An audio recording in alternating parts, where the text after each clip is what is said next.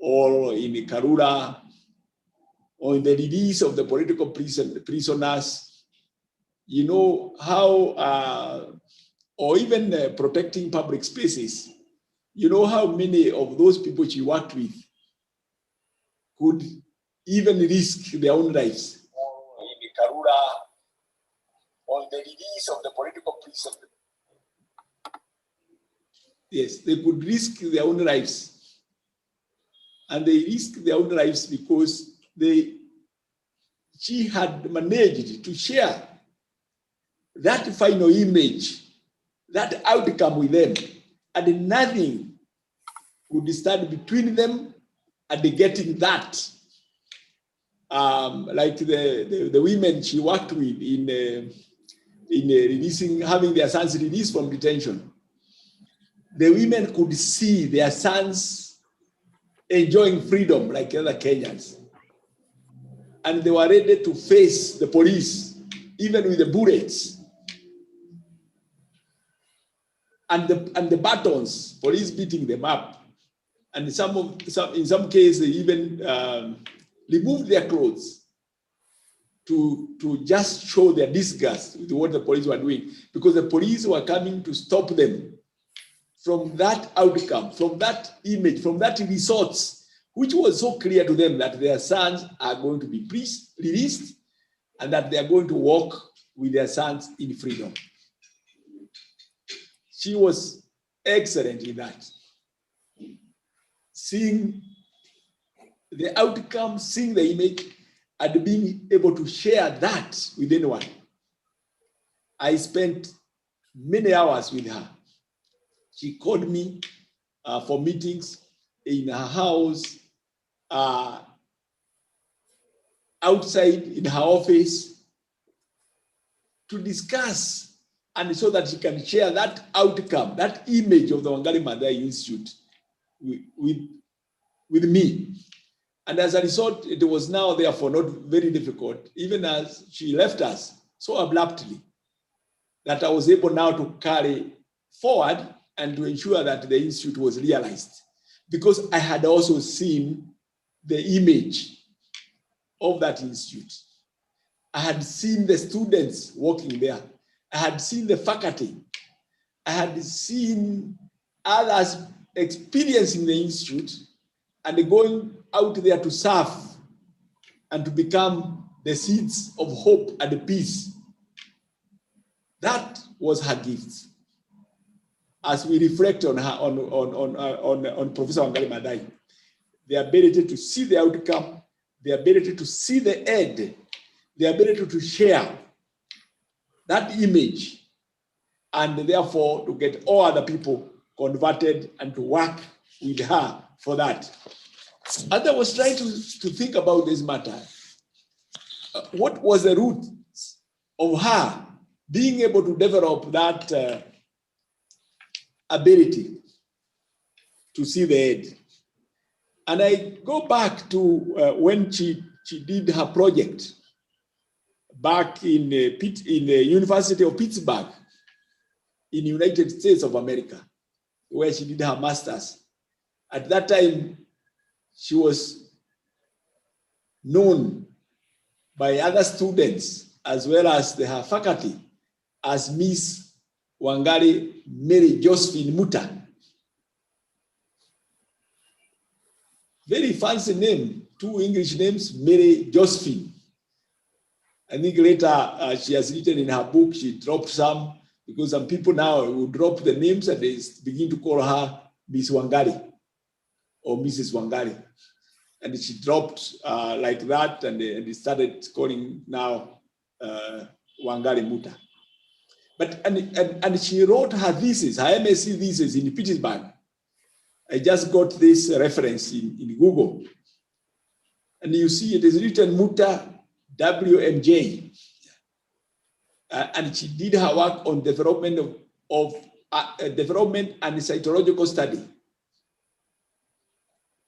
of the pineal body of the Kutunix quail in 1965. And I've given the image of the quail there. The pineal body is an organ you find in the brain. at the floor of the brain. And you find it in many animals, at least in all vertebrates. And it helps us to define the circadian rhythm. That is to be able to know day and night. So that if you haven't slept for so long, it releases some hormones called the melatonin. And they tell the body that the body now is fatigued, it's tired, it needs to rest. So it is our body clock. And she did her work on the development of this organ. The thing with the development, when you are studying development, you have the organ in the first, you have looked at it, and you want to go back to know how it came about. So she began there. You have the image, you have the structure, you have even the function of a fully formed pineal body. But now she wanted to know, where did it come from?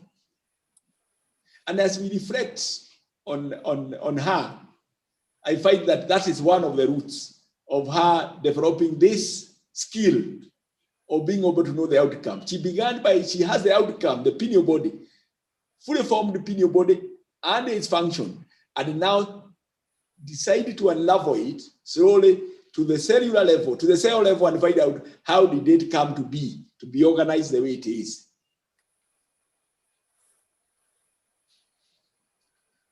After she finished her master's in Pittsburgh, she came to the University of Nairobi,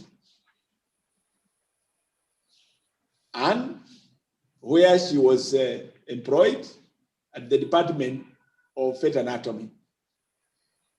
At that time, she decided to do a project. And initially, she wanted to do a project again, still on the pineal body. But when she went to Munich in Germany, and with the discussion and prodding of Professor Peter Walter, she found that this may not give her enough data to write a PhD thesis. And again, she changed her subject and again went back to another organ now, still on development. And she now worked on the early stages of embryonic development of the bovine gonad. And I put the image of the gonad there, the testis of the bull. In her mind, she said, now I still need to do development. But what do I work on? And together with Walter, they said, let us work on the development of the testis. Again, fine-tuning her skill on development. She says, now, you know how the testes look like. But how does it come about? How does it come to be the way it is? How does it come to be placed where it is placed? How does it come? It is organized like that. We have various structures there, like we call the seminiferous tubules. How do they come to be? How do how are the sperms formed? And at what point are they released? So, but again, she is starting with what we know to coming from how does it come to be? And again, she is on the subject of development, thinking about change, to be that optimal structure, that optimal organ, that optimal body that does work the way it does it. Yeah. How do all the things come into play to ensure that that organ, like we can think of an organism like University of Nairobi or like a whole cow, how does it come to be to work the way it does? And there are various pieces that come to play. Even as a human being, when you walk, you run, there are so many parts of the body that are involved. How did those parts of the body come in place the way they are and to be well synchronized to perform the function that they do? So, and that is an important subject, even as we think about the development, and because later she began to talk about the concepts of sustainable development. And began to talk about, for sustainable development, you need good governance, you need peace, you need to take care of the environment. But she is again talking about development. Because she had learned from that early development, intellectual development of her brain, that the concept of development is important. And the first thing is that you have to see the final image. And in this later concept, when she got the Nobel Peace Prize, what she came up with is now, how do we get sustainable development? To get it, you need good governance, you need good care of the environment, and you need peace. Again, for purpose of development, the pieces you need to ensure that development takes place. And that's why I say, again, she had to see, to have the testers perform the way it does, what are the pieces that come to place and at what point, so that it functions the way it functions in the production. So as we reflect about her, this is what as I reflect about, that's what I think about her.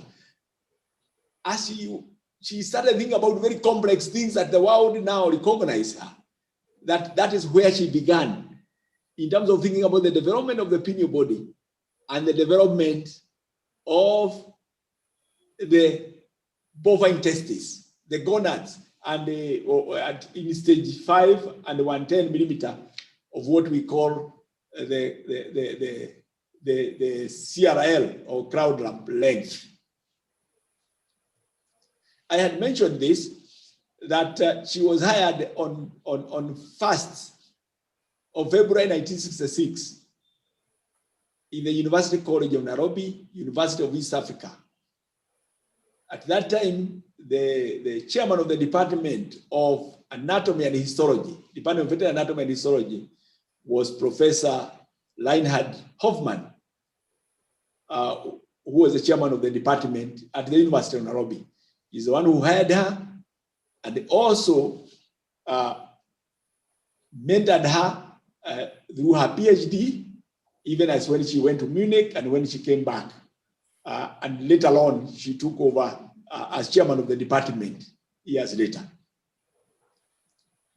Now, again, when now she has left now the structure, the development of the structure, of the body structure, and she started thinking about other developments now, particularly on how to ensure that, that the community, the women, the people are developed, they change to a better status. And in this now is where she thought about what does she do? And it is when she came up with the concept of the Green Belt movement, which started in 1977. And you see, the Green Belt movement is a grassroots non-governmental environmental organization that focuses on environmental conservation and development. And she does not leave the issue of development because that is her foundation in the university. How can she now ensure that the knowledge she has learned on how structure, the body structure, functions optimally? How is the body structure developed to function optimally? How now can she bring this knowledge to the social arena to ensure that the community, the people develop and that they are optimized and that they meet their objectives and they are happy? The most members of this group are women. And she, at that time, started with this slogan to build them because she needed them to see the image, like what I started to see before. Because with the concept of development, you need to have the organ that is performing optimally. But now when you come to the society, for development society, the people are not able to see the image of what they will become tomorrow. And you need to walk them. With the testes, you can show it. With the pineal body, you can dissect it and show it. But how do you show a developed society without, and And it is a society in Tetu, it is a society in Muranga, it is a society in Kenya. How do the people in Madare or in any other place see that development before it has come to be? So she had to galvanize women, she had to galvanize them. And initially calling it is Save the Lad Harambee. So that's how finally she initially called it, Save the Lad Harambee, so that at least they see what they are doing is to save the land. At least they can see that one in the first instance. And then they were made to commit to this statement that being aware that Kenya is being threatened by expansion of desert-like conditions, that desertification comes as a result of misuse of the land and by consequent soil erosion, and that these actions result in drought, malnutrition, famine, and death, we resolve to save our land. They resolve to save the land, at least the land they can see. So now the thing is now to go back and see what are the activities they need to do to save the land that they can see. And so that she can begin them there in the concept or in this concept of development. And she has explained this in the book she wrote, Greenbelt Movement, Sharing the Approach and the Experience. That losing topsoil should be considered as analogous to losing territory to an invading army. And indeed, if a country was so threatened, it would mobilize all available resources to protect this priceless commodity. And she again now brought the army and the schools. And this initially the army was a bit reluctant. It's when she became the assistant minister for environment, is when she managed to bring the army. And the army proceeded to do a lot of tree planting. I recall that one time she was at Karura, where she convened the military who had done good things in planting trees and awarded them. I recently, one of them showed me a certificate they received during this time. And that is important to ensure that people are able to see after they develop what is it, what is that image, what is going to happen, how the community have changed. And this, you have to bring all the people together, everybody to contribute in their own way. The school-going children, the military, the working communities, to plant the trees, not for you to enjoy the shade immediately, but for the future generation. Because when we are talking about development, we are talking about change. And you have to contribute, the little you contribute when the organs are developing, like when we talked about the testes. You see one cell move in, a blood vessel come in to feed this, nutrients are brought in, another cell of another type come in, and finally you have the full testes that produces the sperms. Now, each of these plays different roles. This military, the school children, the women, everybody plays a role, and finally you see the forest. The people, only thing she brought to them is that this activity that you do will help to save the land. Just put that in your mind, it will help to save the land. But finally, you will be able to see, if you drive to some parts of this country, you see they are forested now. You see the areas of Muranga and the other areas with a lot of trees. But the concept you tell them, you want to save the land, people will be able to get firewood. People are able to get wood to plant, to build houses for their sons. But the simple message he gave them is, let us save our land. And through this, she taught them how to plant appropriately species, how to maintain vegetation cover. And as I say, the green belt was initially just to create weed breaks, the green belts to create weed breaks by digging terraces, protecting forests and catchment areas for indiscriminate exploitation. And in order to pass this outcome to the communities, she did a lot of training, because it's again connected to Wangari Maathai Institute.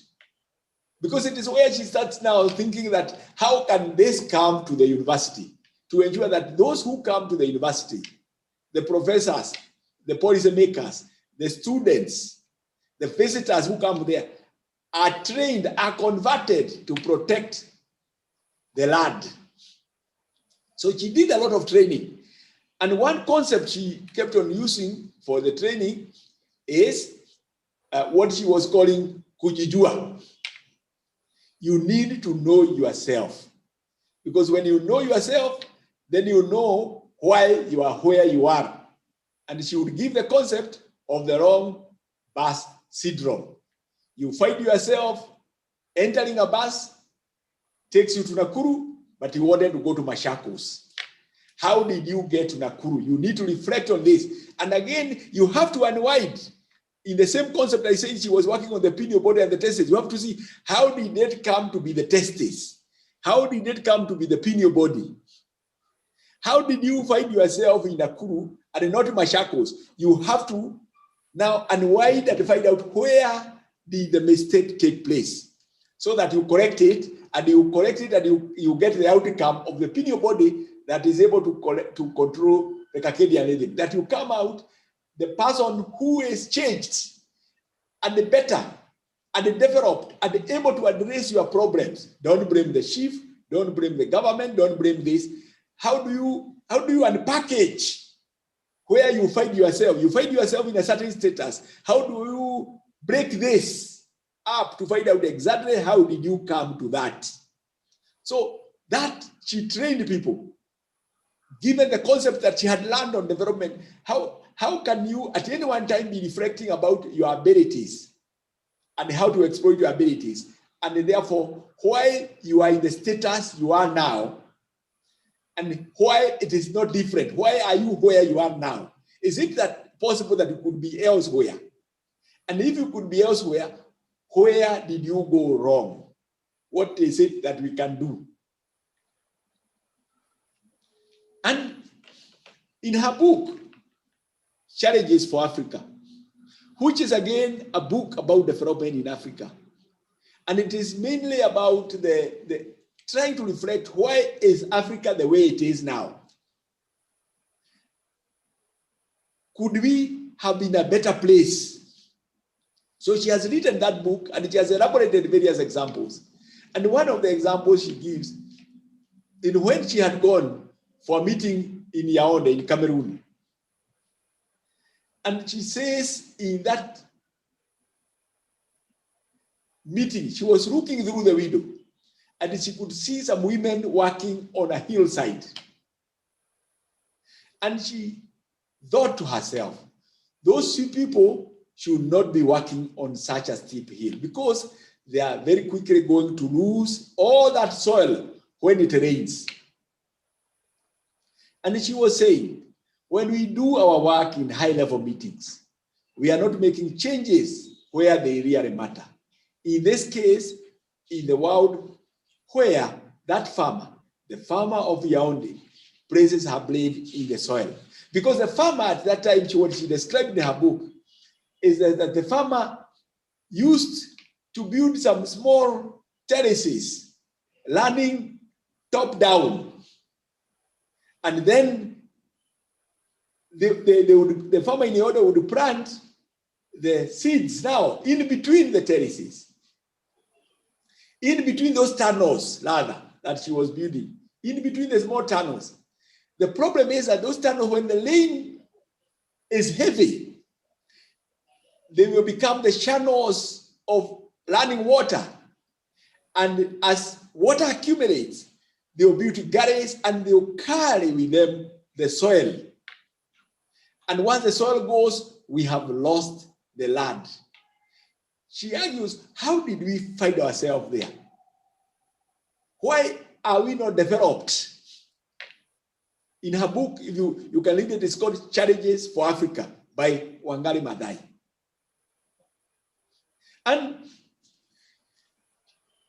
And this issue of development and the issue of finding out where we are now, as we reflect on this, she began to think about how can the universities contribute to changing the status of where we find ourselves today. And she began exploring. She had been out of the university for many years. She left in 1981 initially to go and contest as a member of parliament. And she put a lot of her time on the Green movement. But now she wanted to come back to the university. She was finding out, how does she come back to the university? I'm told that initially she, and Professor Karaja can confirm this, she shared with Professor Karaja and asked Karaja, can you try to find out how we can get back to the university, to work with the university, to have the university come and help our people to save our land. And they initially approached the UNES then, the University of Nairobi Enterprises, and the University of Nairobi Enterprises then was engrossed in the learning module 2 programs, and then was asking about how does this thing make money. And Professor Karaja, I think at the time, I don't know whether he was not able, at least he made the efforts, but the UNES could not see the connection. They were thinking of how to make money. They were not in that thing of how do you save our land. And then through all this, we later I had a meeting with her. At that time, Professor Peter Gear, who was mentioned earlier by Professor Yikal, visited the country. We went with him to Masai Mara, where we were giving a joint paper with Professor Peter Gear, Professor John Minor, and the other scholars in a big meeting that was organized there, and the meeting was dubbed From Molecules to Migration. And because in Masai Mara, you know, there is the animals there that does a lot of, there are many of them, they migrate in different seasons. And we were thinking about how do you start from the molecule to migration, again to do with the issue of development, the stages to develop to that level of migration. And we were presenting a paper on the biology of the dendritic cells, how the dendritic cells contribute to immunity. So after the meeting, Professor Gear then said, okay, we need to have a meeting with Professor Wangari Maathai. And I organized that meeting. Initially, she had offered us to go to her house, but later she said, why don't we meet in a hotel? And we met in the Mayfield Hotel in Upper Hill. And we had a very good discussion over a cup of coffee and some juice. You can see some coffee there and some juice. We enjoyed it.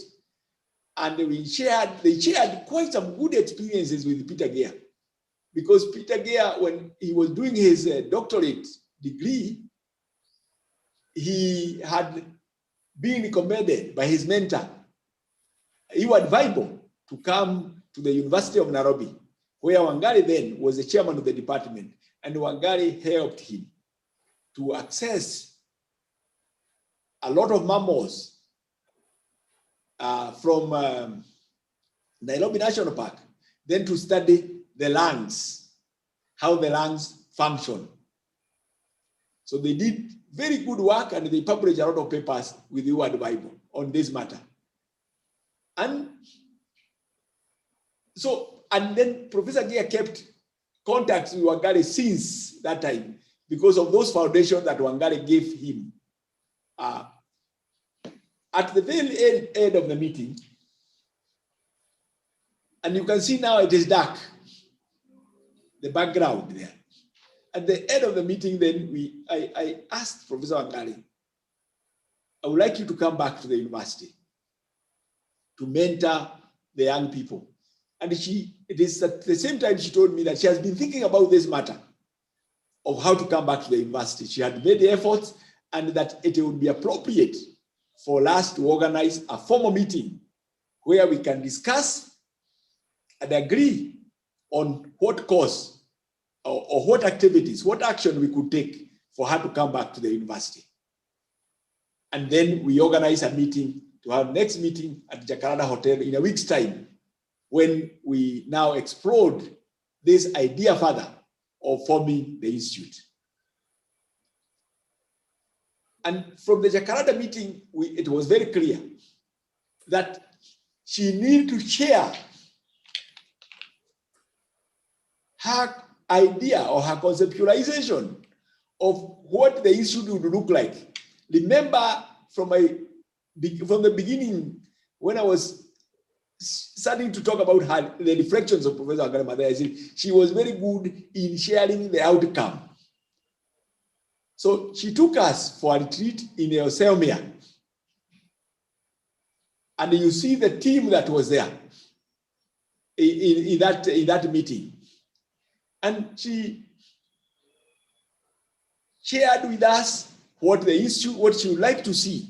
And we again now worked through to develop a paper, a proposal of that institute. And by the time we left the Elsamere in Naivasha, we had a document.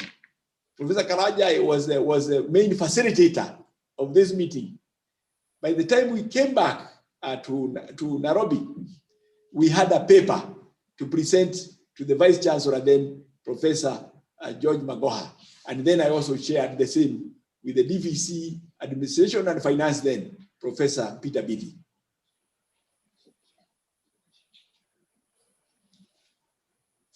Professor Magoha, after a short time, was able to allocate us land, 50 acres, to put up the institute, where the institute is found now.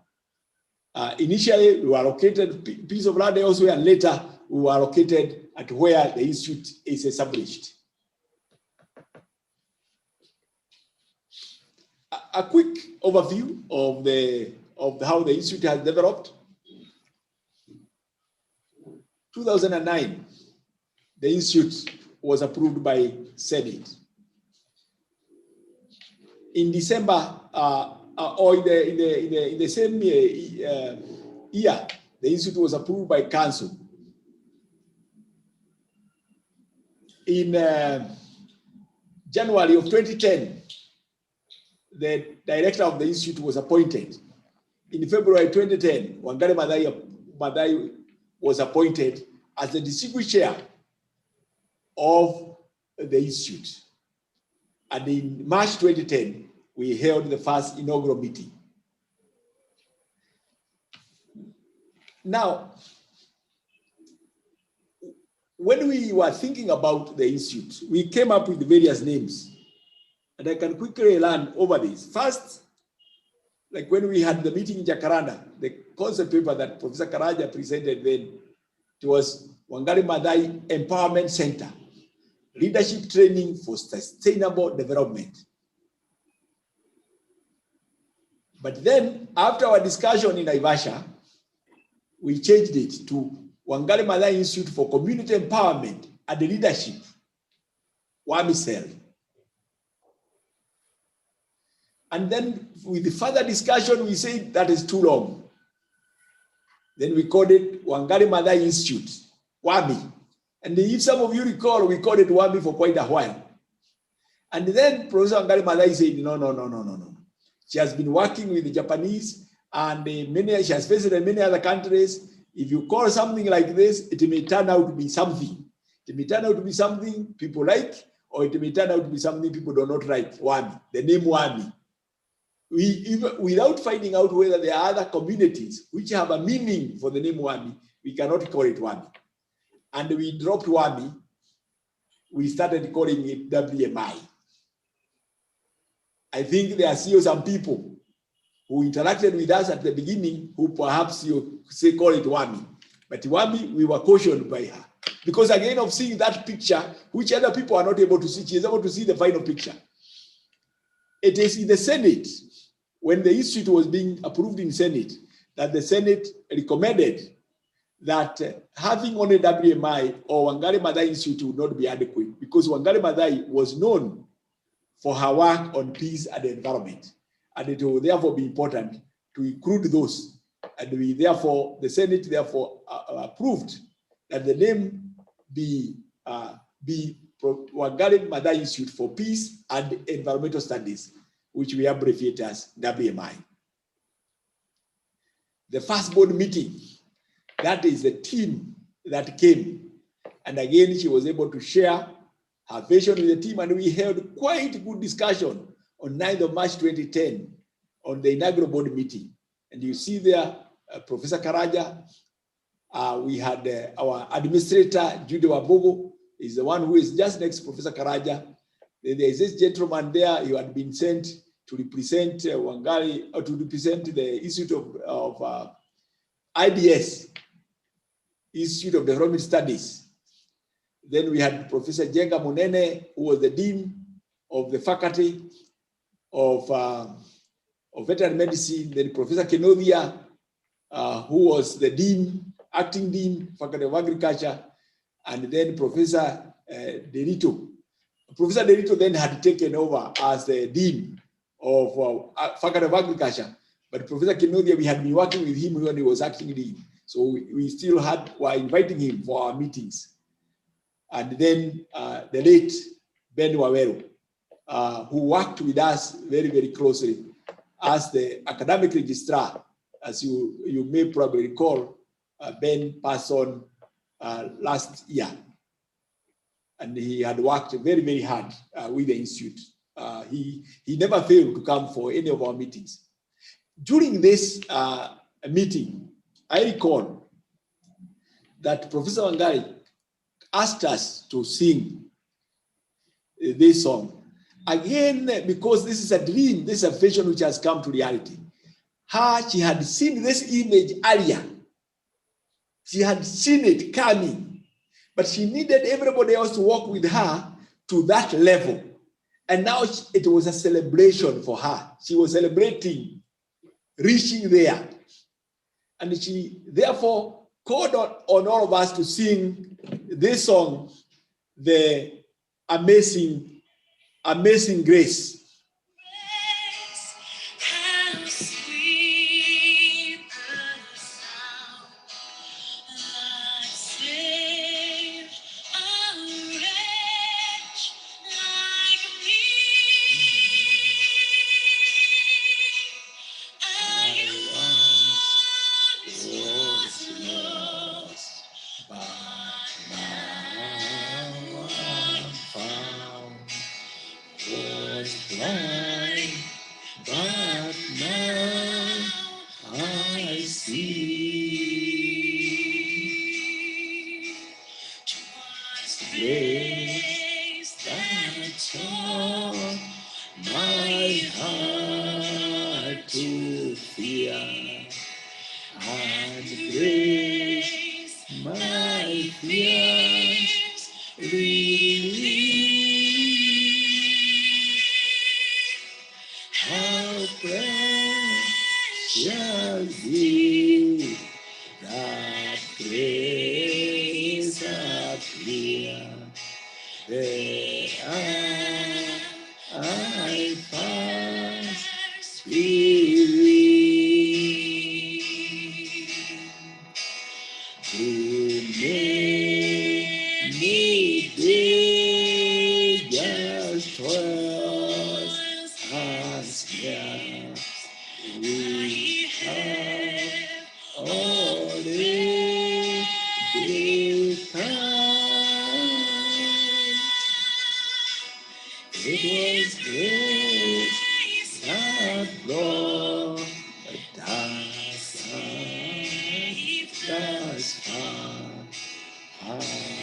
grace will lead me home. So we sang those three stanzas. Through many dangers, toils, and snares, we have already come. It was grace that brought us thus far. And grace will lead us home. And grace will lead us home. It was clear to her. She had seen that image of the institute at that time. And now it has come to be, holding that first board meeting. She had walked around in the college to see where we can cite the institute. You can see some of the people who would work with us during this time. And Professor Karaja was always there. Now, the institute has been and is in place, and many of you perhaps have visited and have seen the beautiful buildings, which it took a long time to walk us through, to share with the various teams that were designing, to show them the image, to share the image of that institute, how it should look like, and what outcome it should have. And the outcome is shown in this symbol of the tree, that it should be an institute where a lot of research is taking place and causing impact in the society. It should be an institute which should cause policy influence. She was very clear that that is the outcome. It should have global networks. It should have social engagement and outreach. It should offer experiential learning. That is the outcome. As I said, she was very good in seeing the end. And therefore now you begin to do your activities to reach there. And I hope that all those who continue to contribute to the institute continue to see it in this light, that whatever activity you do, it should lead to policy influence. It should lead to social engagement and outreach. It should lead to more global network, because the global network will lead to hybridization. It will lead to multidisciplinary and holistic approach, and a new knowledge will be developed. Remember the concept of development, that communities will be changed, communities will be empowered, communities will be liberated, there will be peace, there will be hope for our people. And she has mentioned this in her book, Replenishing the Earth, Spiritual Values of Healing the Earth, that one aspect of the love of nature that we need to foster is experiential. Nature, and in particular the world, feeds our spirit, and a direct encounter with it is vital in helping us appreciate and care for it. For unless we see it, smell it, or touch it, we tend to forget it, and our souls wither. She hoped that the institute will be an opportunity where you see nature, smell it, smell the flowers there, touch, and see and feel the environment, so that our souls will be rejuvenated, we will not wither, so that we can be able to protect the nature, and therefore we save the land. In the strategic plan, we also put this one: an inspiring, living, innovative, and creative laboratory, where new green technologies and best practices of environmental sustainability and conflict resolution can be fostered, developed, tested, validated, and demonstrated. That is the image of the institute. That is the final outcome of what it should be doing. Professor Wangari Maathai, even as we reflect on her, even as I give my reflection on her, she was a scholar. She was a scholar.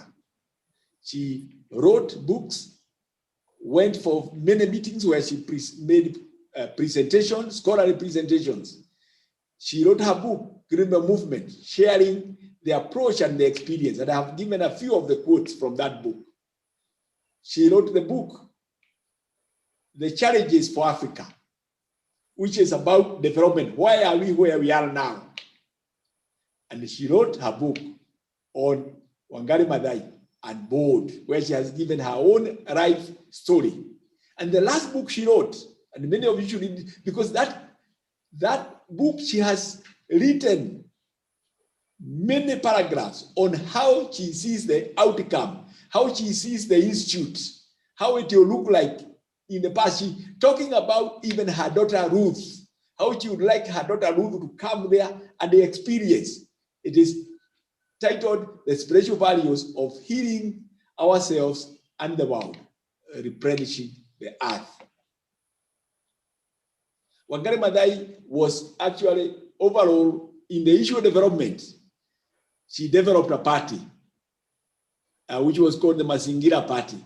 And they even got one of the members of parliament, Silas Muriuki, and beside the Green Belt movement. She was part of the NAC coalition government, and she has developed other things.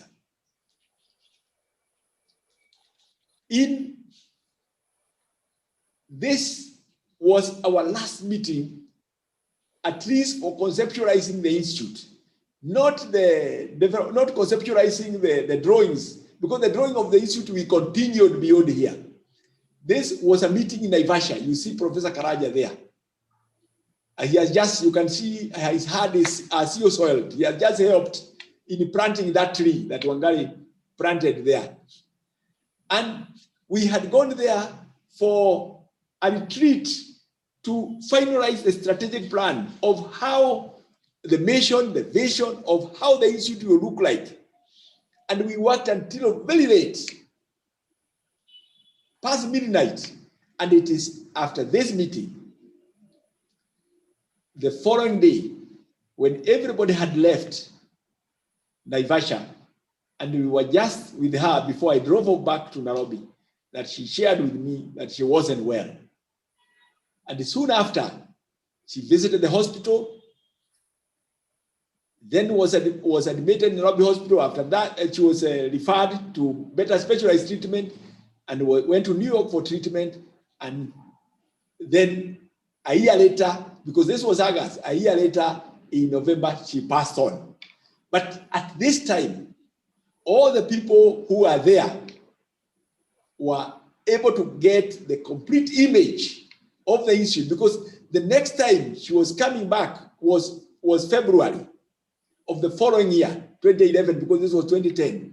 And by that time, she had gone through treatment and she was in and out of hospital until she passed on. But during that time, from February to November, she spent again a lot of time with us, particularly to conceptualize the designs of the institute, to ensure that we can see the image so that we are able to put the pieces together of the institute.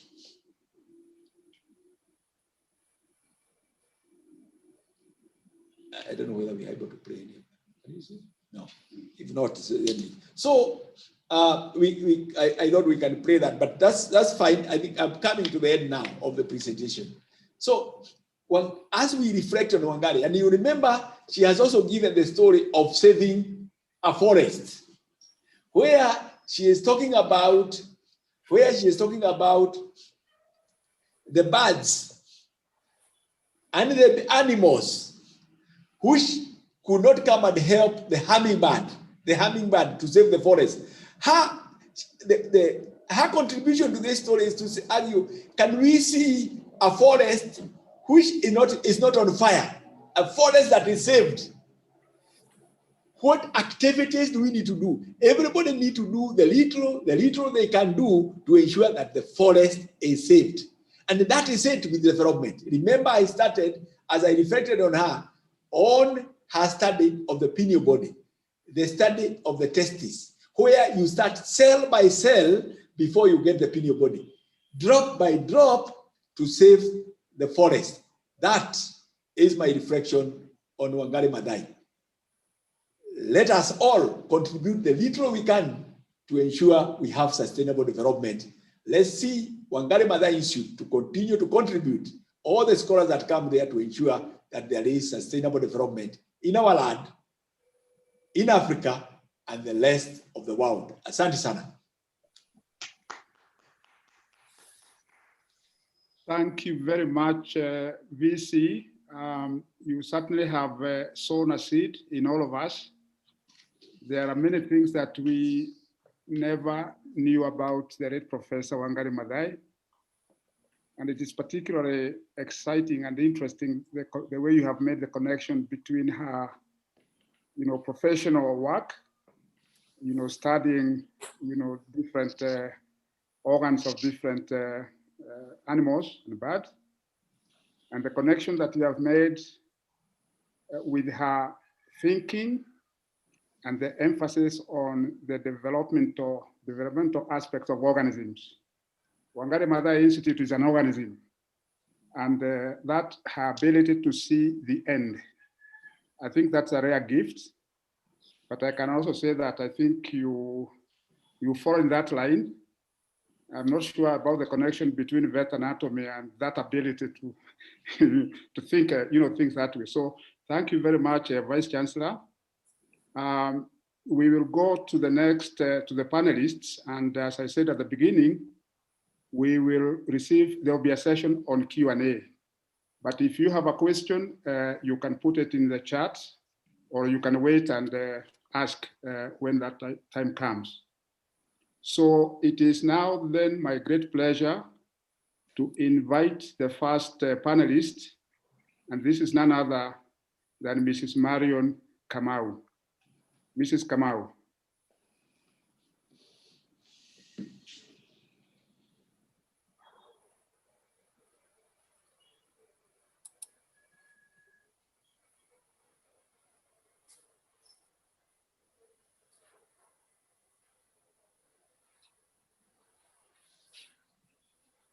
Marion?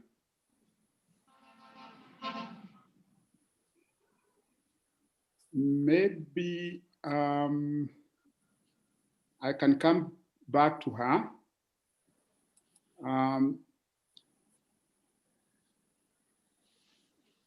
not sure if she has any challenge with the network. So may I request the I can see her now. She's there on the screen. Oh, okay. Marion Kamau, kindly give us your thoughts.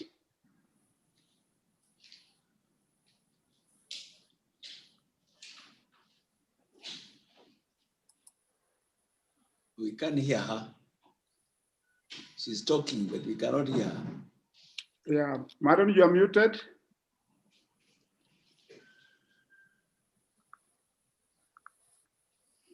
What is the problem?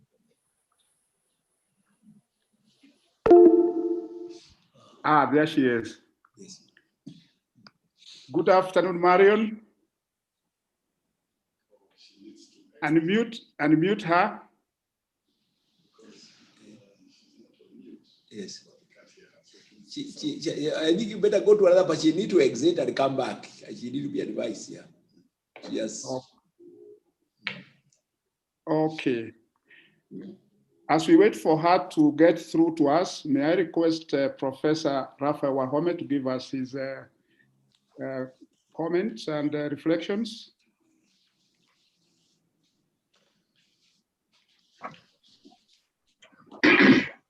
Thank you very much, Professor Mungai, for the invitation.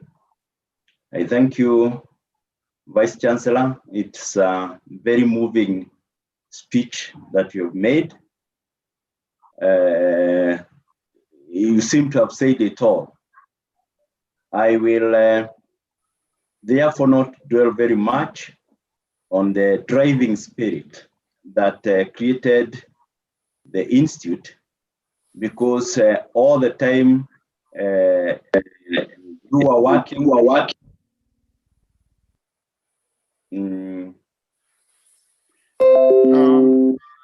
I think there's some confusion. Prof, should I stop first and allow Marion to speak? Marion, are you able to speak to us now? Hello? I think... so I'll go on. Just a moment. Marion, if you don't, let us have Professor Home finish, and then I'll ask you to come after him. So, Professor Home. So I will continue. I was saying that the Vice Chancellor has brought out almost a stepwise procedure in which the institute was created, but he has also brought out the driving spirit that led to the creation of the institute. I remember at one time at the Greenbelt Center in Langata, sitting with Professor Wangari. I think that's the last talk that I had with her. And unfortunately, I didn't know that she was unwell, but she was almost like a grandmother at that time, and I loved taunting her. And we were discussing an issue that has something to do with religion and the Africanization of religion, of the Christian religion as we know it. And we kept on pushing, and she would push back, and it's like it was a wrestling, only this was a verbal wrestling. And I thought that she would give up the argument because I was occasionally making very stupid remarks, but she wouldn't give up. She would push it all the way to the end until she could make me see her point. And this is, I think, what the Vice Chancellor was talking about. I want to reflect a little bit on the development of our academic programs. We developed them after she was gone. So the only thing that we had to rely on was on our memory of what she said she thought the university should be in general, and specifically what the institute should do in transformation of the university and transformation of the communities. And I remember specifically that she had a philosophy on this, having had to work with fresh graduates in the Greenbelt movement. And she saw how challenged they were. They had the knowledge, but they had limitations in working with the people. She could not understand how people who were so well trained could not be able to work with real people. Her understanding was that the education we took people through in the university should be an education that enabled them to serve. And to serve people, you had to be equipped sufficiently to talk to people, listen to them, understand what their problems were, internalize those problems, provide expert knowledge to give the answers that they would appreciate. But this obviously was not happening. And so she had to go through a lot of retraining of the people that came to work with her, although they were graduates in the Greenbelt, to make them want to appreciate the people and also give them ability to interpret the understanding, the knowledge, the challenges that people at the grassroots had. I remembered this last week when we were discussing a potential project with some colleagues from Kenya Agricultural and Livestock Research Organization. And I was telling them that I have no challenge working with the people at the grassroots. And this I learned at the Wangari Maathai Institute, because before that time, I was up there and my head was in the air. It could never land to the problems that the people were dealing with. Now, Wangari Maathai had this philosophy that people should be able to deal with their own problems. The Vice Chancellor alluded to that when he gave the example of the wrong bus syndrome. You should be able to understand yourself, and communities are able to understand their problems and why they have those problems. They also have alternative solutions to these problems.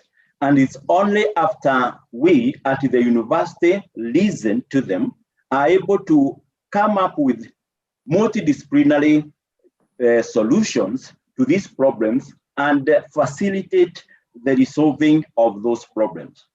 And when we were creating our academic programs, we had this in mind, and we tried as much as possible to internalize this philosophy. And I hope that it's still working even up to today in our coursework, in our team and group works, in the field work. It's evident in the reports and in the publications and theses that we publish in the Institute. But the spirit was created long before the programs that were created. One thing that we wanted to do, which was very eager that should happen, was to have our students work with real life communities and work with them to identify the problem in a participatory manner that they thought was most pressing, outline or analyze the resources they had to which they could apply to resolve the challenge that they were having, and also how they could work together to improve their well-being without destroying the very resources that were necessary for their livelihood and was their own heritage and the heritage of their generations to come. So this had to be inbuilt into our programs. And we did this by placing in our two curricula a course which we called field training programs. And in this course, we wanted people to work for a time, 2 to 3 weeks, maybe up to 6 weeks within communities, and help and learn from the communities what were the boundaries of their communities, what were their interests, what were their challenges, and how they could convert those challenges to opportunities using available resources and skills which would be provided by our learners. Now, the field training programs were, of course, seriously challenged because they did not quite fit in within the structure of a graduate degree program within the university. And it was an uphill battle to push them through Senate. I would say that we appreciate the then director, now Vice Chancellor, because Dr. Thenya and I had to push this curricula through the graduate school and sit in Senate and defend them. And he gave us support, and now we have produced a large number of graduates at master's level and at PhD level with skills to deal with people, which was the most important thing that was lacking. And in dealing with the people, we had to figure out ways of communicating, giving our students tools of communicating with pictures and illustrations and diagrams so that the members of the community could appreciate them. Of course, we missed Wangari in all this, because if she had been there, she would have equipped us better with the skills that she had evolved over 4 decades of dealing with the people. It's almost like you were starting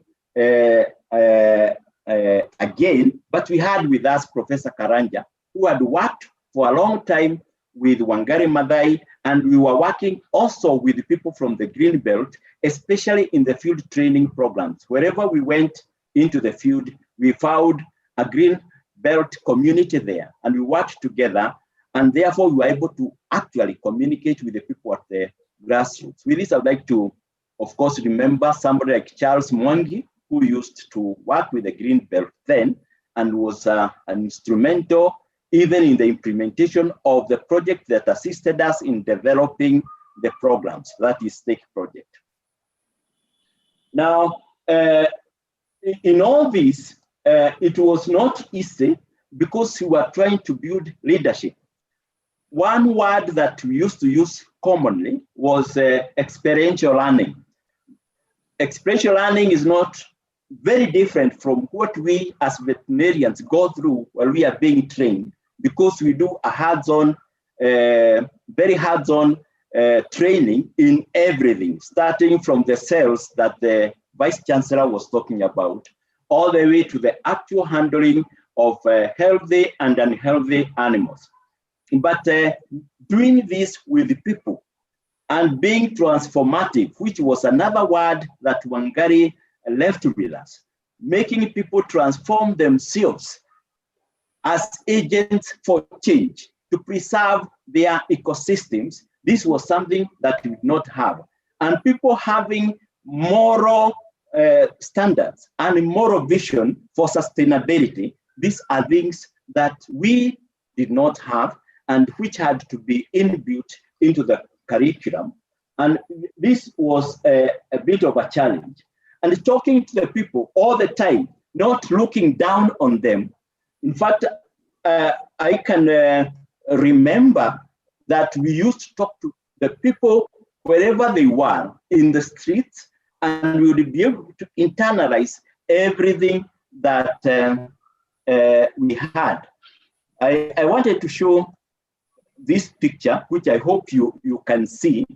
In a place in Narumoru, Nyeri, which was a terrible place because Professor, people settled there and they had almost no resources, but we would stand and talk to them and appreciate their problem and come up with solutions that they would buy in.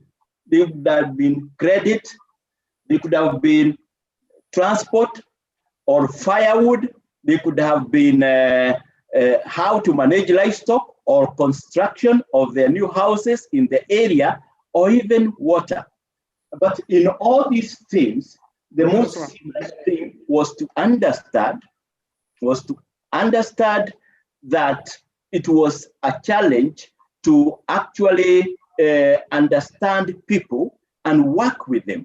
But we had the driving spirit, and in partnership with the people that were working from the University of Copenhagen, were able to actually push through the agenda of field training programs, whereby we would bring students from a variety of disciplines, and these would work together and create a scenario that is real life, because communities do not live in silos, they live a full life that incorporates everything that Professor Home. Yes, I'm finishing now. I'm just saying the final ones. Okay. So the final one is that this spirit is still driving us now in the institute as we graduate MSc and PhD graduates. And we hope that it carries on into the future. Thank you. Thank you very much, Professor Wahome. I forgot to tell you that you have 15 minutes at the beginning, but yes. Thank you so much for, thank you very much for that. It's very insightful. May I now request Madam Marion Kamau to give us her reflections on the late Professor Wangari Maathai.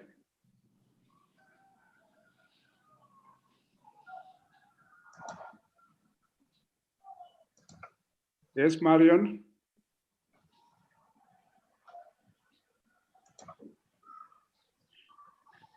We can't hear you.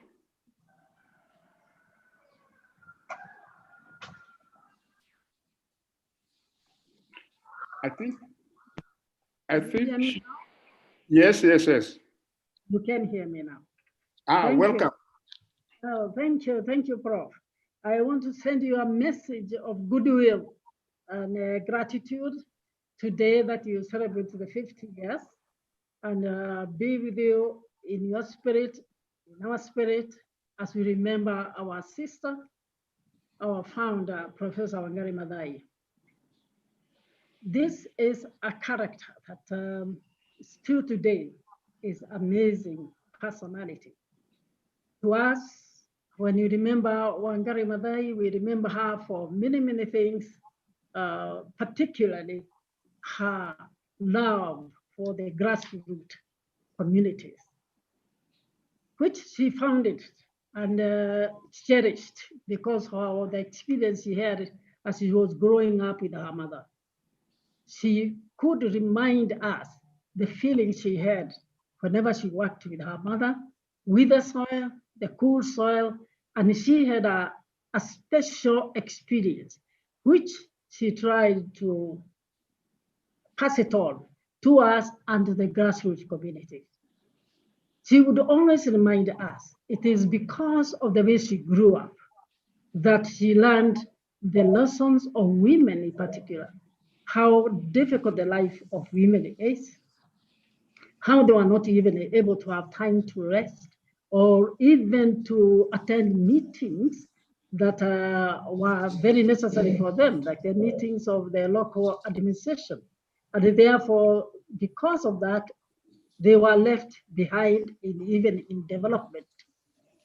That she would drill it in until even ourselves today, we remember the importance of having the grassroots communities be empowered so that they can hold the life as it is.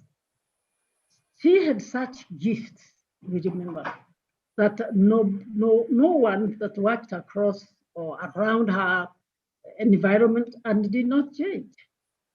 I particularly myself, I didn't know that I was very brave. And I remember when we went for advocacy to Hurupa, to even Karura Forest, and sometimes we went even to Meru and even to Rift Valley.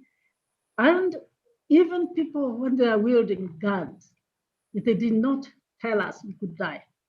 We had that bravery, but it was coming from herself with the activities that told us there's a bigger picture to look at, not yourself. We see like we are saving our nation or our country or our lives, and we became very strong. That will never leave my mind. Even if she came today and we had the same scenario, I will not hesitate. And that is a feeling that all those people who worked with Wangari Maathai at that time, they inherited that. The other thing that really comes very strong with us is the linkage between ourselves and the environment. Remember, she told us one time that nature is very unforgiving. And now we have seen it. It's very unforgiving. The same message she gave us, it is still keeps on ringing in our mind. And there are very many things that we do in our lives, but hardly do you remember somebody's story, even after 9 good years. With that spirit that we inherited from her is the one that drives us today to be mindful of those people who are at the bottom of the run, and be sure that whatever you're doing, you have put all your mind and your effort, and that you leave things better than what they are. And her connection with her own mother made us also feel that women, in whatever category they are important, and no way you can do without your mother, and also sharing with other people that are around you. Professor Wangari Maathai was so loving to the communities all over. She did not think about that she is talking about a Kikuyu. She saw human beings as they are. That is one thing that we cherish here at Greenbelt Movement, and we cannot afford to do otherwise. We don't see a Luo or we see a Kama. We see people that need to be helped, need to be developed for the betterment of everybody's life collectively. We feel, sometimes we feel inadequate, but when we remember the work that were left for us and the responsibility that we have in our hands, we work and we are strengthened by what we learned from founder Wangari Maathai. And thank you very much, the Institute of Wangari Maathai, because we see what the mind of Wangari Maathai had stays with you. I remember very well when she started thinking about that institution of higher learning. She remembered to say that, you know, we are doing a lot of work with the grassroots people. But if we do not have a higher mind that can make policies, can think better, higher, we shall one day lose every knowledge that we have had or every work. We need people. We need to come up with the people who can go to parliament and make policies. For us, when you are thinking about Wangari Maathai Institute, we are thinking of a way of preserving what the foundation of the Green Belt movement was. Then when we went to the army, and to make the army or the armed forces understand the linkage between peace and environment and why it's become. I remember again, it was easy for her to convince them that if we do not have peace with the people that they protect, the peace will not be there if people continue to lack such natural facilities like having good enough water or other chemical rivers or food for the animals. And that was a source, or still is a source, of conflict. So when she brought in that arm again, we started seeing it. We started seeing the connectivity between peace and environment. So Wangari was a person that was very special. She saw things in a bigger way, and she was able to connect what otherwise many people would not be able to connect. So for us in the Green Belt movement, when we remember the many things that we had, and how she was so influential in whatever activities she did, we feel very happy, and it's a memory that will live with us for a long, long time. There's a lot that we can say about Wangari Maathai, and I hope still you have a reason again to have a meeting like this one, and keep on remembering her, because the lessons we learned, if they are well passed to generations and generations to come, we will be able to make sure that our environment will serve us the right way forever. Thank you very much, Prof. Thank you very much, Mrs. Kamal. You have made some very important statements, one of which is, and it strikes me very powerfully, that no guns could stop Professor Wangari Maathai. And I link this with what the VC told us earlier. Nobody could stop her because she knew the outcome. Then, of course, you have explained very well the connection between peace and wise, resource management. Thank you very much for that Mrs. Marion Kamau. Now, it's my pleasure to invite the last panelist, Professor Karanja Njoroge. Professor Karanja Njoroge, the floor is yours.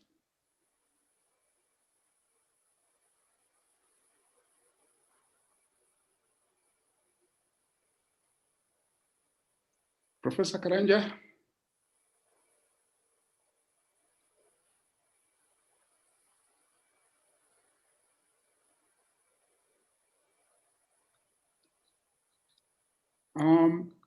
Is Professor Karanja still in the meeting? Yes, he is. I think he got dropped, so I have just elevated him. Okay, thank you. Don't know. Hello, can anyone hear me? Yes, we can hear you. Oh my, I don't know how I got dropped. Okay, how are you doing? Thank you very much, Professor Kiama. It was a moving and very encouraging testament of where we have come from with Wangari Maathai Institute and Professor Wangari Maathai. And it reminded me of many things that she stood for, worked for, and struggled with throughout the time that I worked with her. I don't want to take too much time because I think a lot has been said by the speakers. I really liked the analogy that was brought to me. I'm not a vet science, neither am I even a scientist of any kind, but I hear you when you say that she was really focused on thinking about change. And I know that everything she did it to achieve a change in the status of what she touched. And I know that she was a darling of the theory of practice. And I got to know her a long time ago when I was teaching in Canada, and she came to give a lecture. We had a series of lectures that we invited notable intellectuals and leaders to talk about our future. It was called Discovering Our Future. And I recall that during that presentation, she said she would not talk about the future because there is no future if we do not change. And so I resonate very much with what Professor Kiama alluded to in his presentation. Even in the work that we did at Greenbelt Movement, if a project did not achieve a change, she was really not interested in it. And I learned that from very early on when I got to know her and she wanted me to help in her work. She had just been nominated for the Nobel Prize, and we started working with her. She was frustrated by two things. One was a society that had lost its cultural knowledge. And she said, any other knowledge you achieve when you have lost your cultural knowledge is just a book, which you can discard and it has no effect on you. And therefore, she felt that our education system has to be transformative in order to change us from the manner in which we were changed by the colonial educations to a new realization that we are ourselves the change agents for our future.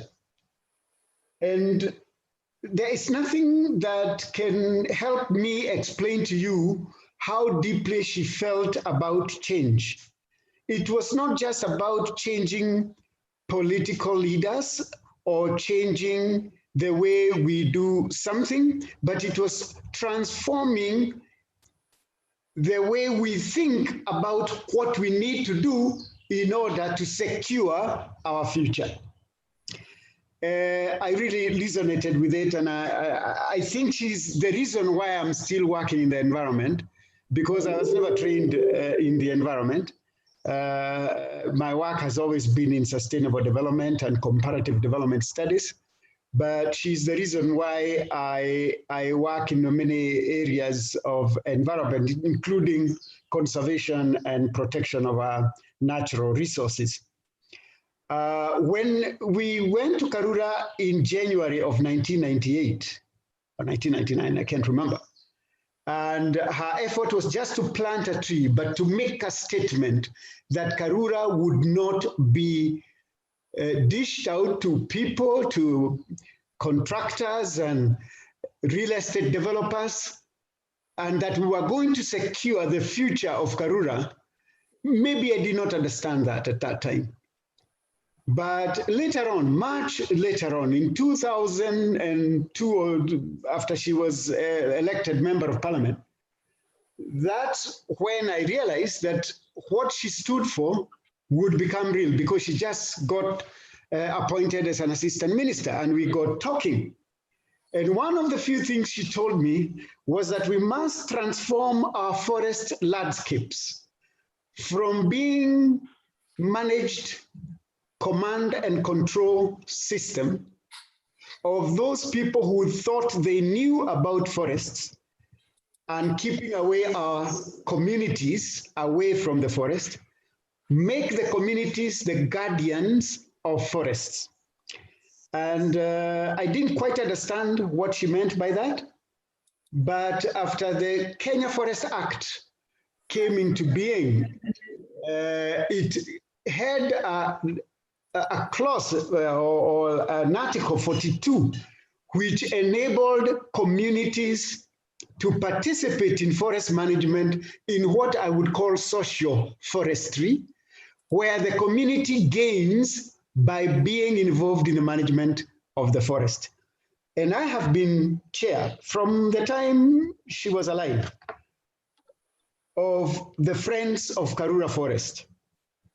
Karura Forest was really a no-go zone for anyone who would wish to keep their life and their body together.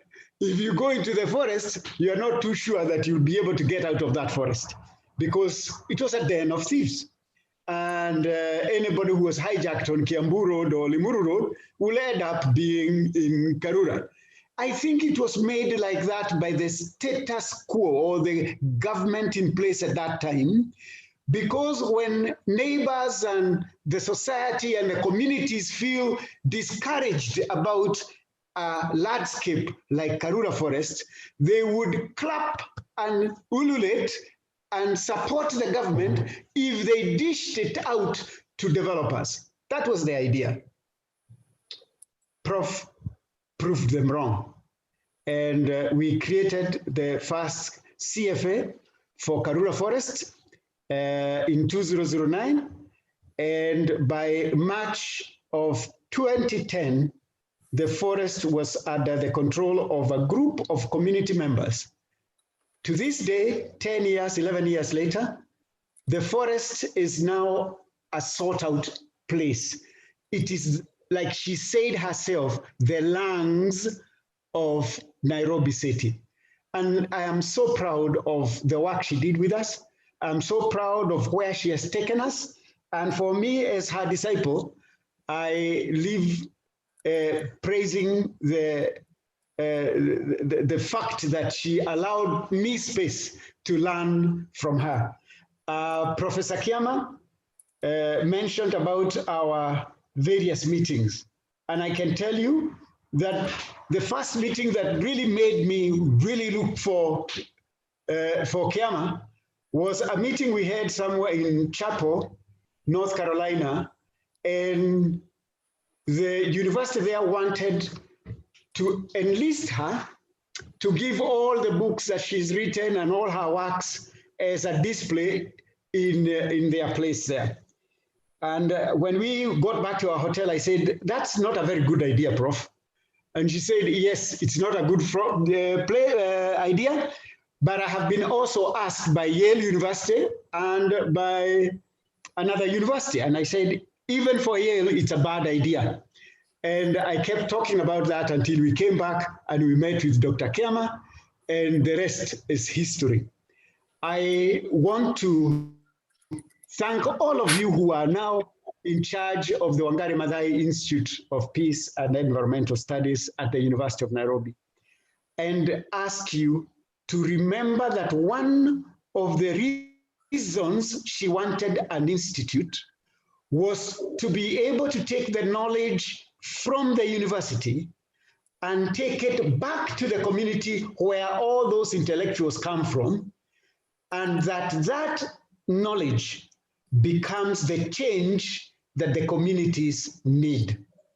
So as we look forward in the development of the Institute, let us look at the mechanics or the mechanisms that the Institute will use to not just do research, not just train and educate scholars, but be able to take that knowledge to the community out there, and that they can use it. Extension services have to come back, I think, and the idea of sharing knowledge, even with those who can't read a book. Thank you so much. Thank you very much, Professor Karanja. I think we shall forever be grateful to the speakers of this afternoon's webinar, starting with the Vice Chancellor. You did a splendid job. I hope most of our staff and students are in the seminar, because you have heard it from the horse's mouth. Now, I may request Mr. Owino to unmute everybody. It is a Q&A time. And so anybody who has a question to Professor Kiama, to Marion Kamau, to Professor Wahome, to Professor Karanja, this is the time. Thank you.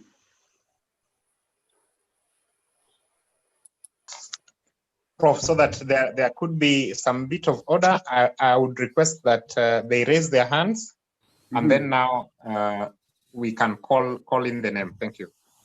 Okay, that's in order.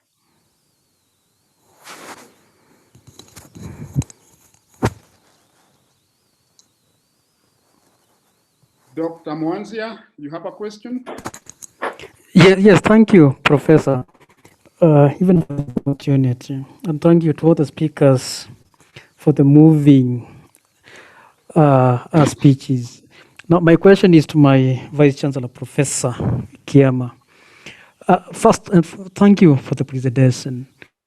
And I'm asking, to what extent is a dream and aspirations of the late Professor Wangari Maathai being realized at such a time when we have emerging and reemerging infectious conditions, just like the recently reported COVID-19? It's a time when we are experiencing desertification, droughts, global warming, community conflicts, and even human and animal conflicts. That's the first question.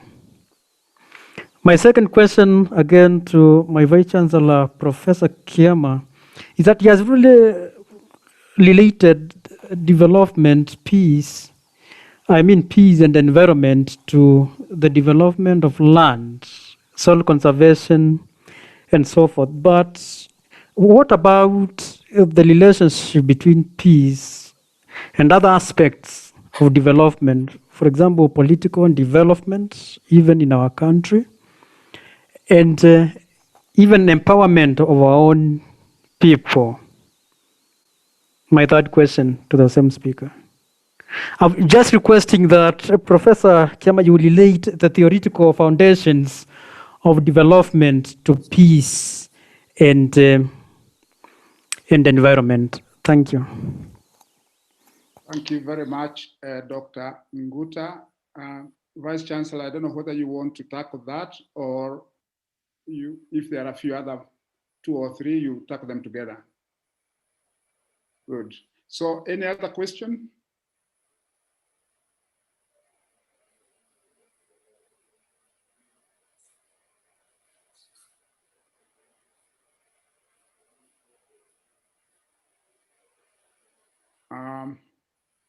Maybe, Vice Chancellor, you can answer that as we wait for more questions. Vice Chancellor. So, thank you, Director. And thank you, Dr. Gita, for your very deep and informative questions. Three of them. The first one on to what extent the dreams of Professor Wangari Maathai have been realized. I think, in my view, I don't know whether that is in a proportion or what. I think what I would say is that the realization is very low. We haven't done very well. And you have mentioned all the things of whether it is certification, whether locusts, whether the COVID. And I think to some extent, when she was coming to the university, because she shared with me her concern, she said she has worked out there in the green movement. She has worked in various communities, worked with the UN, and she said that she has come to realization that if the things she has been working on are going to be realized, it will be good for the universities, the institutions of higher learning to take up the matter. Because she could see that in the university, we have opportunities for receiving a lot of students every year. We receive scholars from out of Kenya and the scholars that are also here, that if those now interact, that we have a hope, we have an opportunity. We have an opportunity that those students, when they come to the university, and after they complete, they have been inculcated with those ideas of saving the land, that when they go out, there will be those seeds of hope and peace out there. So that's how she looked at it, and that is the reason why the institute, the Wangari Maathai Institute, was formed, hoping that the people who come to the institute will be converted, and that the institute influence will not be to only those students who register in the institute, but even to the other students in the entire university, that when by the time they leave the university, they have had that experience that is transforming, that they can go and take out there. It is my hope that the institute will continue to play that role. It is a long walk. It is going to take us time, but if we remain on course and we remain focused to the image of realizing that image of saving our land, then, and all of us put or play different roles, however small role you play, then cumulatively, we are going to have this realized. We are on this march, Dr. Gita. We haven't realized, but I see that there is a hope so long as all of us and the institute continue to give that leadership that she expected that it will do. The issue of peace and the political development, obviously, this is an area that we have to continue working together because it is related also to the issue of good governance. We know that we have had challenges in our political leadership, not being able to be able to create that picture of the outcome they want, and not being able to sell or get people to move because they have not seen the picture themselves. Therefore, they cannot get the people somewhere. We have that challenge. We have had that challenge, and that's why she's talking about also the challenges of development in Africa. It is actually, to a large extent, it is to do with the leadership. And you have a situation where the government operates like a layer on top of the society. And it is not embedded, it does not penetrate the society. And the society talks about them, Father's Earths. And we only see opportunity of relating with the government as an opportunity to get a job, to be appointed in a board, to get more members of parliament, to be given more chances of becoming a member of parliament when more positions are opened. So the government has taken that role of looking like they are the ones who offer things to people, and that people are the consumers of what the government offers. So the government is not one person or one whole together with the society. It is to offer things that we consume.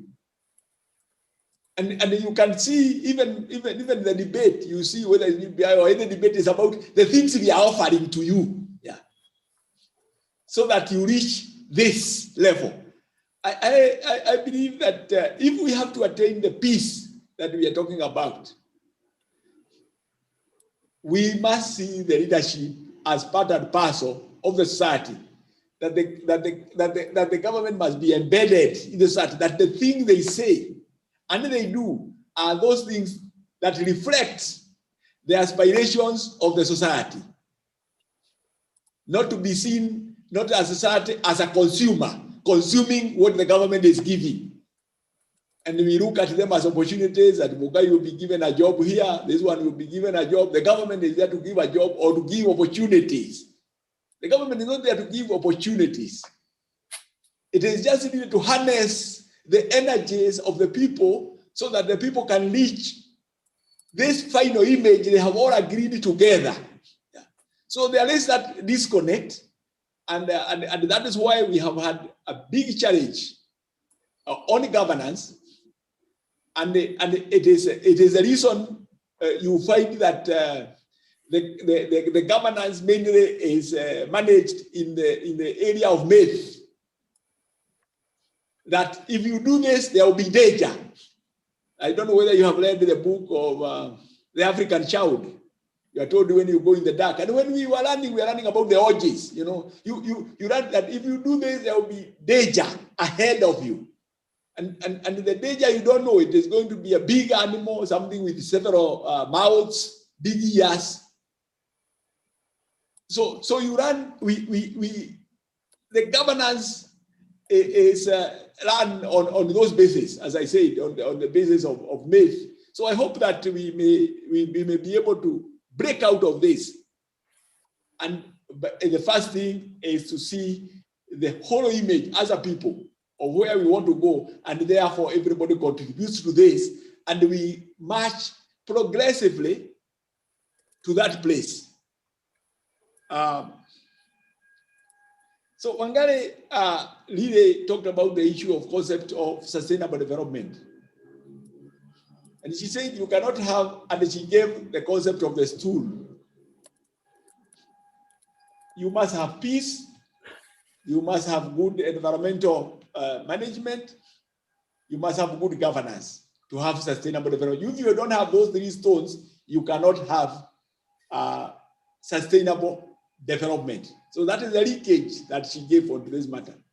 That if people, the environment is bad, is disrupted, they cannot have peace. And that's why she went all the way to protect Uhuru Park, where you can have good environment and people can go and enjoy there on a Saturday afternoon, on a Sunday afternoon, and have peace, enjoy their peace there. That when you don't have peace, the first thing that is disrupted is the environment. And you have seen where you have problems like Somalia, where people are burning charcoal, or where everything, yeah. The environment is the first culprit when you don't have good peace.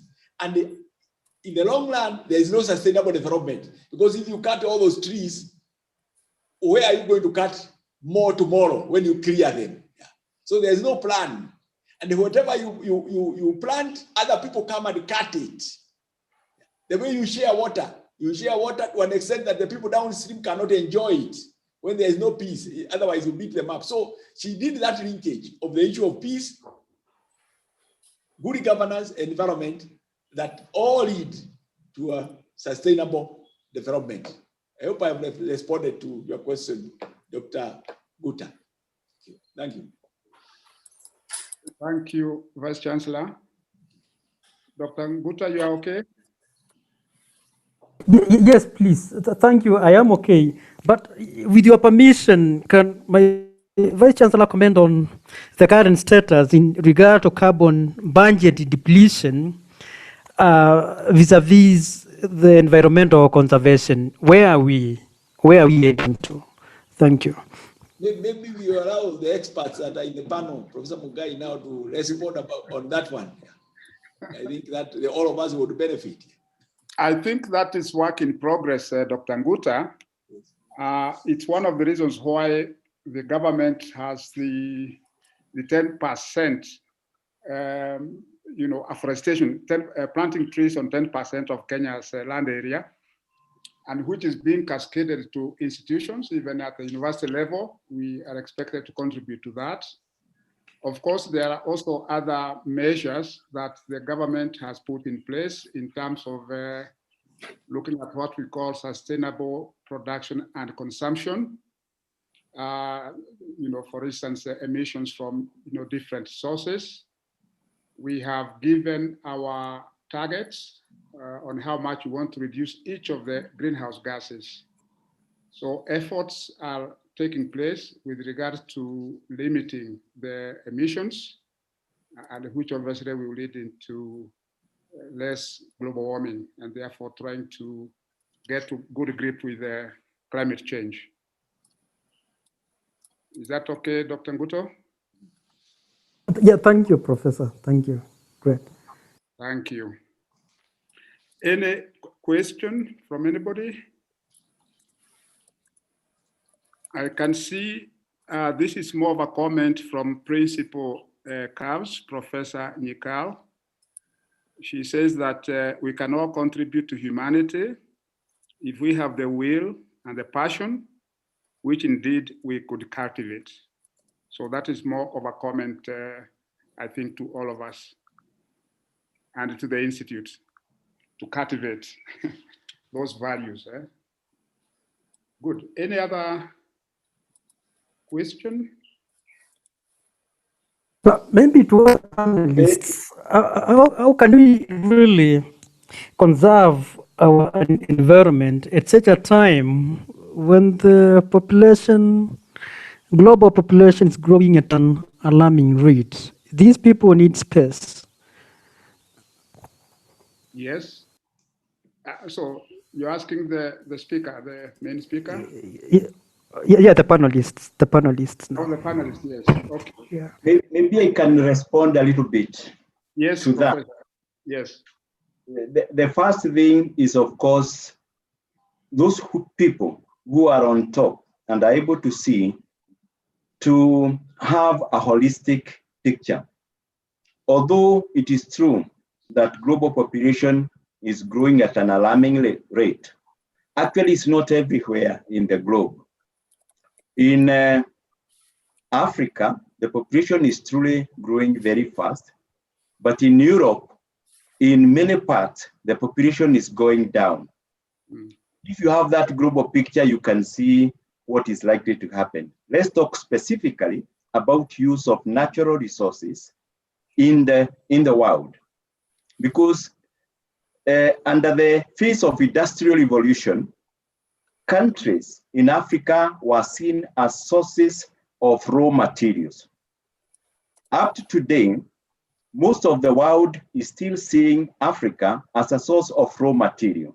That's why there is this great expansion by our latest global power, China, in exploiting Africa in a guise of helping, because we have the natural resources that are untapped. But if you look clearly at the world, you will see that as a country develops, people congregate together in cities. Ability to live in cities is a hallmark of civilization. And therefore, land is left open for food production, which is the major concern as we industrialize. My view is that we who will be responsible for planning for the future of Africa, and specifically for us in Kenya, planning for the future of Kenya, we will realize the need to actually concentrate people into urban centers and leave the land open for food production. It will also involve more environmental friendly food production strategies. And in industrialization, in manufacturing, for example, we will insist on appropriate methods for reduction of environmental degradation. This is something that is already in our laws. We don't need to create new laws, but it's something that we can do as we plan for the future.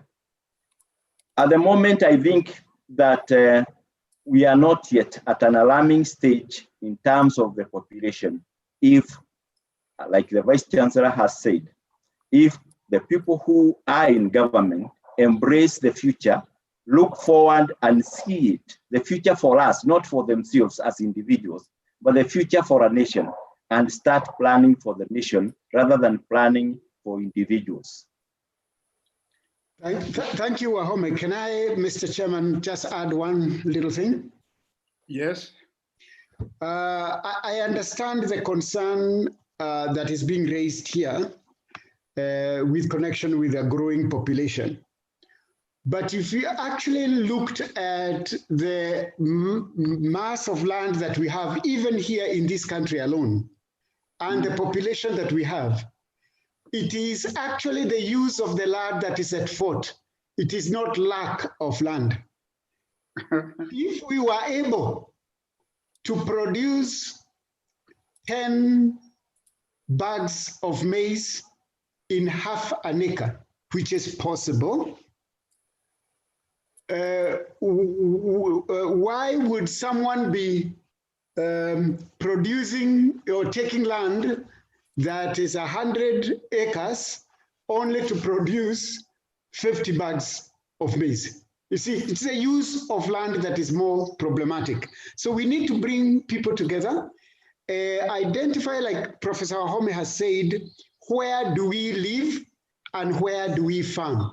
Because majority of our people are using unproductive land to grow what cannot be grown, and we call them poor people. But and then someone else has rich land which uses to build a house on instead of producing food and other materials that we need. When Prof was alive, she encouraged the government at that time, and in particular, the First Lady, Madam Mrs. Kibaki, to establish 7 villages in Narumoru, which I think Professor Wahome has also alluded to. And in these villages, everybody was to live in a village. You are given in a village, and the rest of the land is given to you outside there, so that you can congregate, you can aggregate that land and farm wheat, you can aggregate that land and produce something, but you then can be serviced. You can be given water, you can be given healthcare services, the school can be near you, but you can as well also have land that you grow your food on. And I think that's an experiment that should be looked at again and see whether it actually works. Then why can't we replicate it somewhere else? Thank you very much, Professor Karanja. Population is not the problem. It is the use of the resources that we have. It's a good topic for discussion in my class on Monday evening. Good. Okay, now, thank you. There is a question here from Michael Wawero, and he says that, and he's specifically asking the VC, but I think members of the panelists can also jump in, that from the vision that Professor Maathai had of inbuilt and homegrown solutions, what are some of the strategies to reduce bright minds that creates the nexus between community and policy implementation close the bracket, leaving immediately after they land, leaving communities and not remaining to solve the same problems that push them to studying further.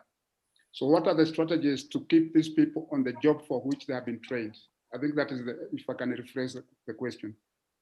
Maybe we can start with Professor Kiama, and then the other panelists can also go at it. I think that is a question, actually, it's a serious question on sustainable development. You go to the countryside, the villages, people left, and the population there is aging. I believe that the devolution may provide the long-term solution that we need to retain our people in the different parts of the country, rather than everybody leaving and coming to Nairobi and the other places. Because the young people need to ensure that they are empowered. So they cannot just stay there to provide solution to those people, but then they cannot be able to make ends meet. So the issue of ensuring that the money also is circulating in the rural areas, that the young people can also get some means of livelihood as they solve these problems, is important. And the long term, the sustainable solution is what we have done, the devolution. And I hope that the devolution will not go only up to the county level.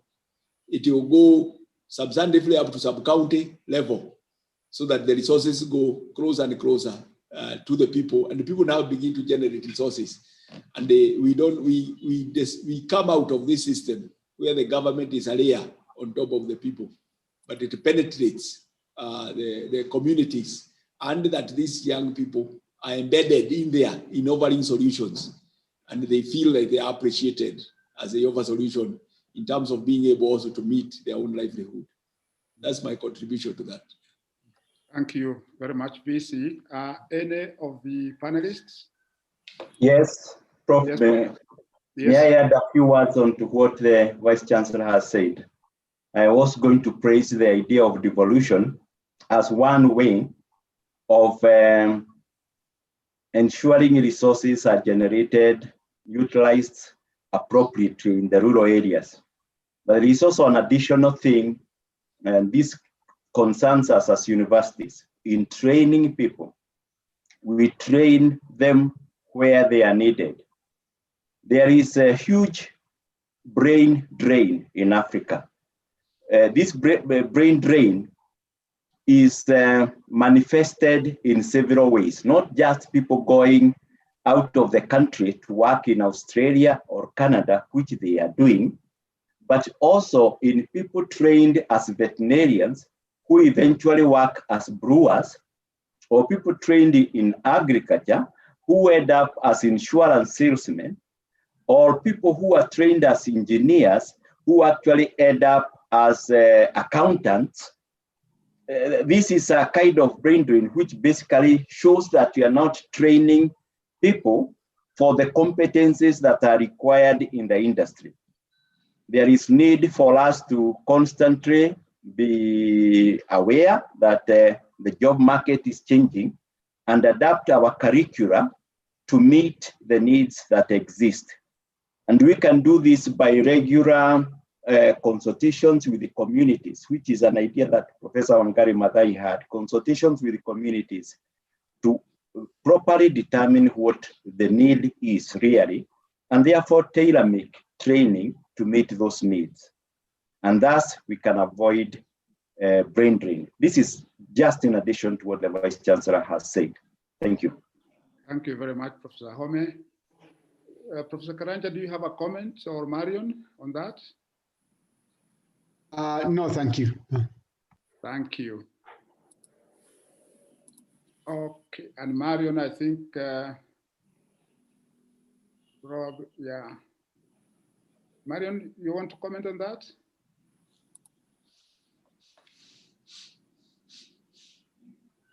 Okay, now let me go to one comment. I think I'll need to wind up the webinar now. We've been on it for quite some time. But there is one question by, okay, just give me a second. Yes. One comment by, okay, there is Karin Selina. And she's saying that awareness on environmental conservation matters is not well articulated in this country, though we have set institutions, even at the county level, to check on environmental matters.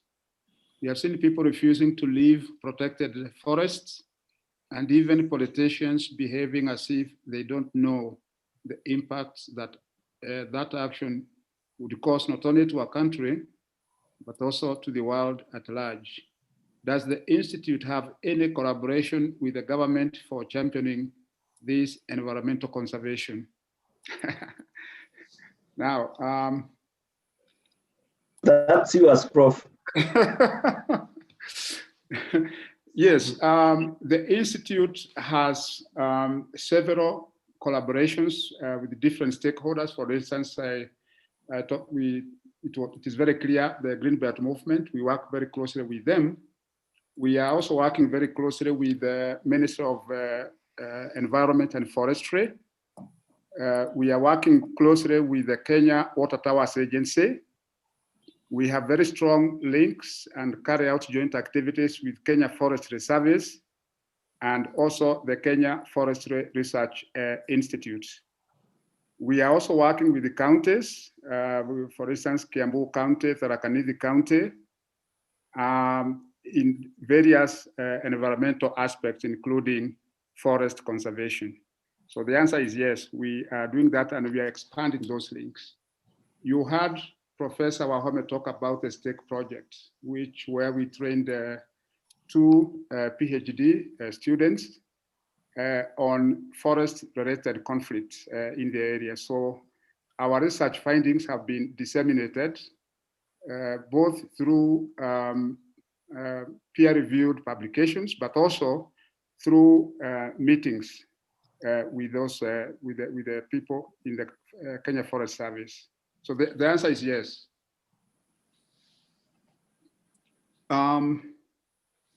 There was a question by somebody, Hesbon. I don't know whether Hesbon, are you still in the meeting? Maybe he left. The question has disappeared from, it was in Q&A, and he was basically asking what are your thoughts on environmental conservation. I wrote back to him and I asked him to indicate the context in which he's asking that question, but I don't know whether the panelists, whether you'd like to respond to that, your thoughts, your take on environmental conservation. Let me say something, when a moderator, on environmental conservation. Yes, please. There are 3 areas that we consider very important in environmental conservation. One is environmental governance, ensuring that our natural resources or natural landscapes, our soils, our waters, our forests are protected with a governance structure that protects them rather than exposes them for degradation and destruction. The other arm is the environmental rights and responsibilities. And those rights, because our environment is your right. It's your right to breathe good, fresh air. It's your right to have access to fuel wood. It's your right to enjoy a forest landscape, your right to water, right to good soils in your farm and so on. Those rights have responsibilities. And we therefore must encourage people, the communities, the landowners, all stakeholders, plus the governments, to ensure that you have the right laws that acknowledge your rights to using them, but also requires you to do your duty in protecting them. And the final angle to me is in the manner of sustainability of our resources, that we make sure that we are not depleting our resources to the extent that they become extinct. that our forests are self-serving, and that even when we harvest trees, we are able to replenish them or replace them with new seedlings, so that there is continuity of the services we get from such environments. Our landscapes are full of teeming with various environmental assets, and those necessitate a sustainable means by which we utilize them. Thank you. Thank you very much, Professor Karanja. Any other input from the panelists? Yes, in terms of research, because this is something that we need to talk about. Professor Wangari, like the Vice Chancellor said, had a vision of an institute that was heavily involved in research. And most of the funding agencies nowadays, when they are funding research in natural sciences and agriculture, demand that you demonstrate how your results will contribute to climate change or global warming, how it will reduce greenhouse gases, how it will involve people and change them, transform them, so that they become custodians of the environment, and how you will involve gender, because women are more caring by nature, men are more exploitative by nature, and in a state where women are less involved, exploitation tends to be the rule, and we need to encourage gender participation in research and in the utilization of research results. So this is a requirement almost from where I sit and see in all newly funded projects. And it's something that we should aspire to do, even in our master's degree and PhD degree research projects. We incorporate those issues of environmental protection and involvement and inclusiveness as we conduct the research. Thank you. Thank you, Professor Home. Maybe something that I should have mentioned in respect to the previous question is that the Institute has a peace laboratory specifically for mediation training and carrying out mediation sessions with different parties who may be in conflict over resources. Vice Chancellor, you have a comment or? Okay, thank you. I think we have done good justice to the presentations. We have had, good questions and good responses, and therefore I want to bring to an end our webinar this afternoon.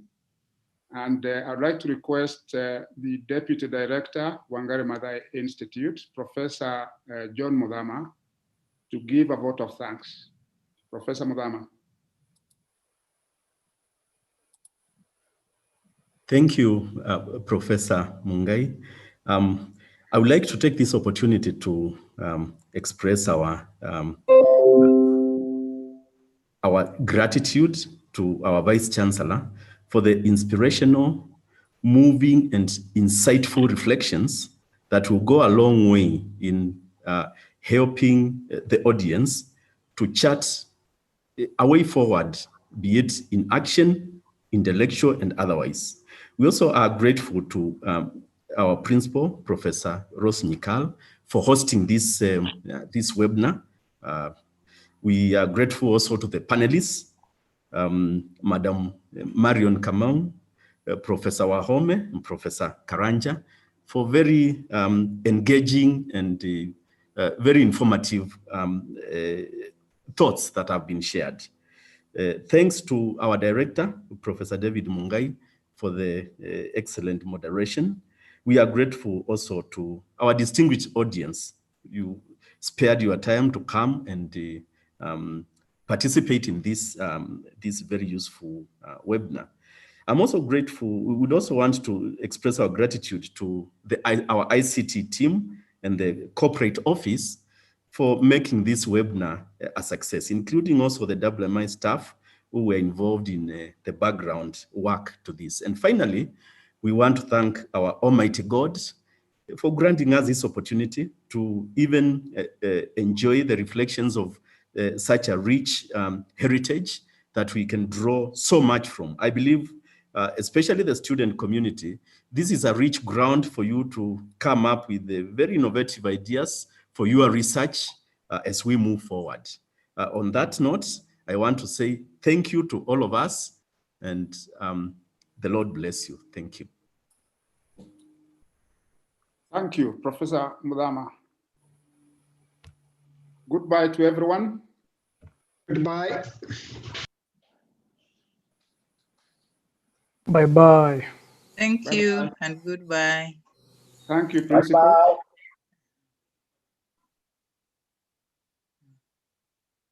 Okay.